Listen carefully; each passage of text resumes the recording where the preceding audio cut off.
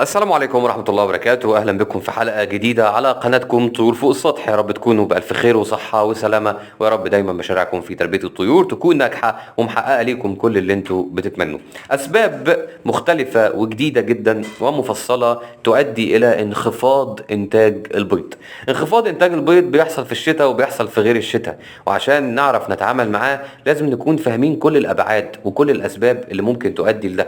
اي سبب منهم انت لو بتعمله من غير ما تاخد بالك فهو اكيد قطعا هيؤدي الى قطع الانتاج او انخفاض الانتاج، واي سبب انت مش بتعمله فانت بتطمن ان انت ماشي صح. فهنتعرف على الاسباب دي بشكل مفصل ان شاء الله خلال الفيديو. كل معلومة في الفيديو مهمة جدا، استمر لحد الدقيقة الاخيرة. قبل اي حاجة اعمل لايك على الفيديو واشتراك في القناة وفعل زر الجرس علشان توصلك كل الفيديوهات الجديدة اول باول. ويلا بينا ندخل في الموضوع على طول. محتاجين نحدد بعض المناطق كده واحنا بنتكلم. اول منطقة هنتكلم فيها يا جماعة وهي ساعات الاضاءة. ساعات الإضاءة أسباب كده إيه من عند ربنا سبحانه وتعالى. لما الشمس بتغيب بسرعة في الشتاء، تمام، ده يؤدي على طول إلى إن الفراخ تبرد، فالسقعة تخليها تنام بدري، ما تاكلش كتير، ما تاكلش وجبة بالليل كويس.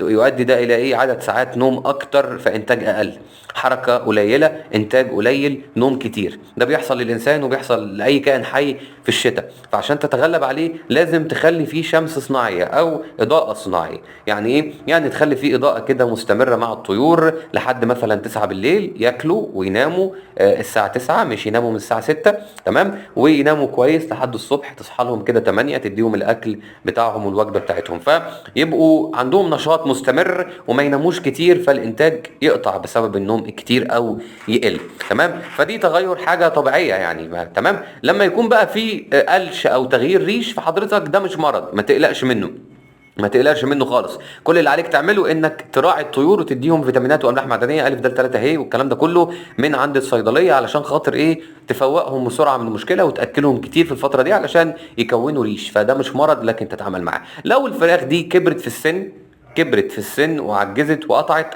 فده خلاص يعني ما ملوش حل. يعني انت تذبح الفراخ دي وتتناولها وبالهنا والشفا عليك، ملهاش حل ومش هيرجعوا يبيضوا تاني. تعال بقى على الاسباب اللي تقدر تتعامل معاها. الاسباب اللي تقدر تتعامل معها في حاجه مهمه جدا اسمها تنوع الغذاء يا جماعه. يعني دلوقتي انت لو بتاكل الطيور كل يوم علف هيبيضوا عادي، هيبيضوا عادي بدون اي مشاكل.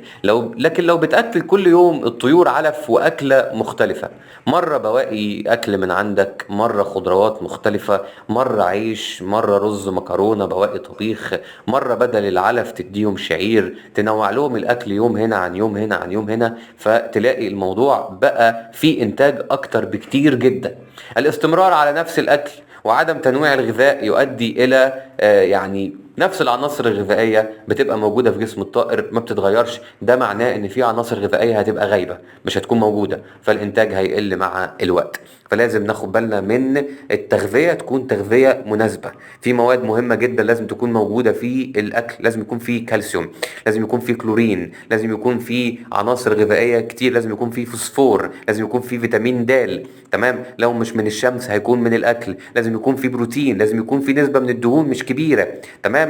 كل ده مهم جدا ان هو يتواجد في الاكل بتاع الطائر، واكل الطائر يتنوع على اساس العناصر الغذائيه المختلفه دي. فحضرتك تحافظ على الطيور بتاعتك، فتخلي الطيور بتاعتك مع الوقت ايه؟ انتاجها يزيد وانتاجها تحافظ عليه ما يقلش مع الوقت، ولا كمان مناعتها تضعف، لان كل ده بيؤدي الى ضعف مناعه طبعا لو انت ما اهتمتش بتنويع الغذاء. تمام، ولازم تكون واخد بالك ان كل عنصر غذائي نسبته بتختلف. يعني البروتين مهم انه يكون كتير، الدهون ما ينفعش تكون كتير، فيتامين د لازم يكون موجود، تمام، الفوسفور لازم يكون موجود، الكالسيوم لازم لازم لازم يكون موجود. لكن انت بقى بترتبهم، يعني بترتبهم على حسب الأهمية ومين أكتر من التاني، لكن كلهم مهمين. يعني الشوية الصغيرين بتوع الكالسيوم دول لازم يكونوا موجودين، شوية الدهون الصغيرين دول لازم يكونوا موجودين وما ينفعش يكتروا. عدد السعرات الحراريه او الدهون اللي بيدخلوا جسم الطائر لازم يكونوا هم اللي على قد احتياج الطائر، ما يتمنعوش وفي نفس الوقت ما يكتروش، لان اي زياده هتؤدي الى تراكم دهون على جسم الطائر وانقطاع في انتاج البيض. ده مهم جدا نفهمه. برضو في بعض الاخطاء اثناء الرعايه واثناء التربيه، اخطاء بتتعلق بالتربيه بشكل عام. يعني مثلا في بعض الناس بتحرم الطيور من التغذيه اصلا، ده خطأ. ينسوا يقدموا وجبه، يقدموا اكل اقل، يكسلوا يشتروا، ما ينوعوش الاكل او ما يكتروش كمية الاكل على قد ما حاجة الطائر، ينسوا عنصر غذائي معين. كل الكلام ده اخطاء في التغذية وحرمان من الاكل. ما ينفعش يقعد الطائر جعان عدد ساعات كبيرة، ما ينفعش. ده يؤدي الى امراض، مش بس هيؤدي الى قطع انتاج، لا، يؤدي الى امراض، يعني ضعف مناعة، هتؤدي الى امراض بشكل مباشر. تمام. برضو في بعض الغذاء بيصل الى درجة التعفن.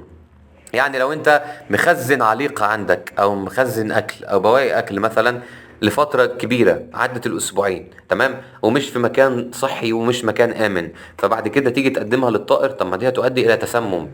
مش قطع انتاج وقلة انتاج، دي حاجات بسيطة يعني، ده كتر خير الطائر لو حصل له قطع انتاج بس. لا، ده ممكن يؤدي الى تسمم. ما ينفعش نخزن الاكل بشكل سيء وبعد كده نقدمه للطيور. لازم نحافظ على صحة الطائر بالشكل المناسب، ونحافظ عليه من عفن وتعفن الغذاء.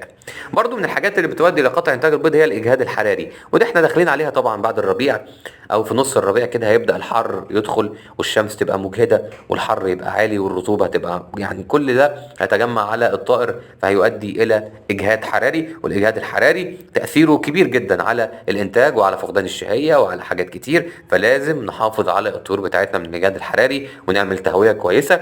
وكمان لو الموضوع وصل ان احنا نجيب مراوح او نعمل نظام تهوية كبير للطيور، يا ريت. يعني فعلا الطيور صعب جدا تتحمل الشمس، لازم نغطيهم من الشمس طبعا في الصيف.